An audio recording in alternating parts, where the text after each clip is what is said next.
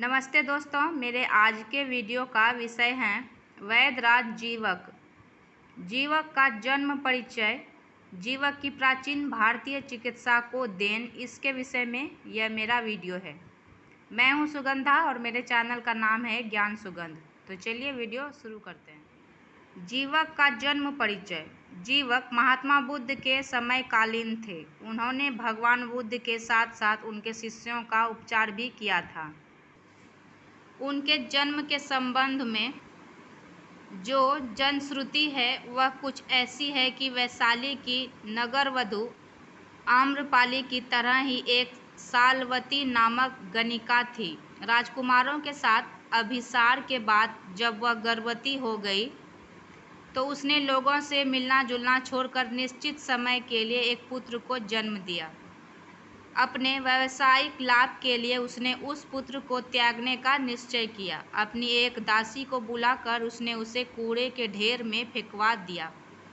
ऐसे में राजा बिंबिसार के पुत्र राजकुमार अभय की जब उस पर दृष्टि पड़ी तो उसने देखा कि कौओं का दल उस बालक को नोचने में लगा हुआ है।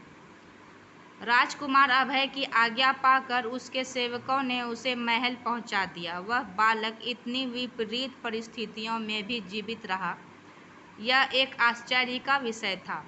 राजकुमार अभय के लालन पालन में वह बालक बड़ा हुआ और उसका नाम रखा गया जीवक। राजकुमार के यह पालित पोषित होने के कारण उसे कौमार भत्ती जीवक कहा जाने लगा। जीवक ने बड़े होने के बाद तक्षशिला जाकर आयुर्वेद पढ़ने की इच्छा जाहिर की।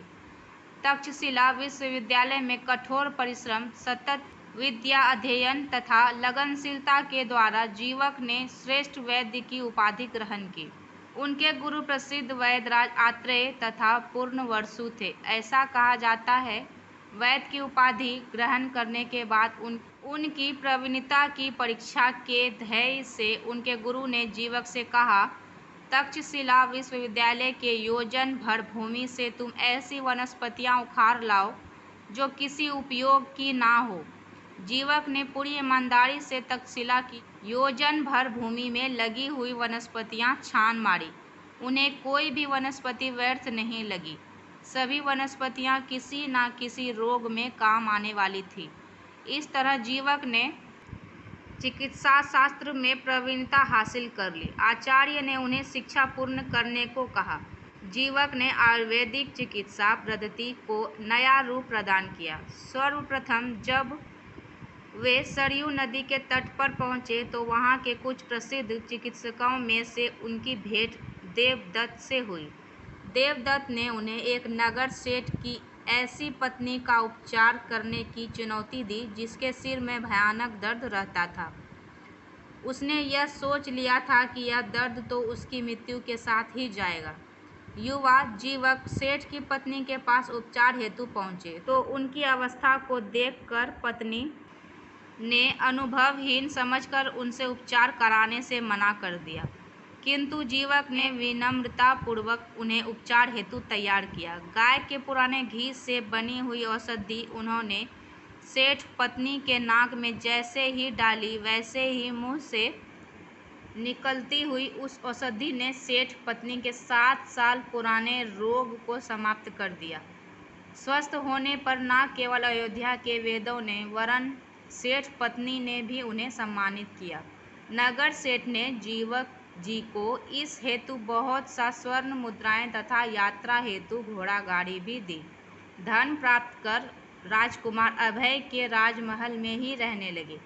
पास में ही उन्होंने अपने लिए एक घर बनवा लिया। उस समय राजा बिंबिसार भगंदर की बीमारी से ग्रसित थे।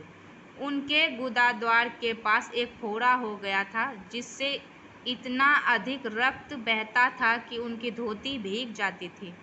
वे सभी के उपहास का केंद्र बन गए थे। हारकर उन्होंने जीवक जी से अपना उपचार करवाया। जीवक ने उनके जख्म पर जो लेप लगाया था उससे कुछ समय में ही उनकी बीमारी जाती रही।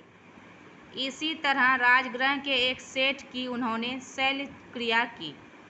एक रोगी के पेट की उलझी हुई गांठों को खोलकर सिलाई कर औषधि लेपन से स्वस्थ कर दिया।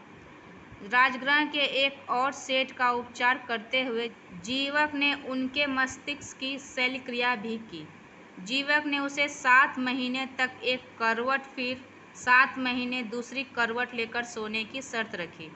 शल्यक्रिया करते हुए उन्होंने सेठ को चारपाई से मजबूत बांधकर उनके कपाल को चीरकर 2 जंतु निकाले।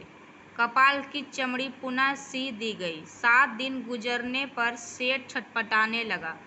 इस पर जीवक ने कहा, दूसरी करवट लेटो। बहुमुश्किल सेठ ने 7 दिन इस तरह से लेटकर गुजारे।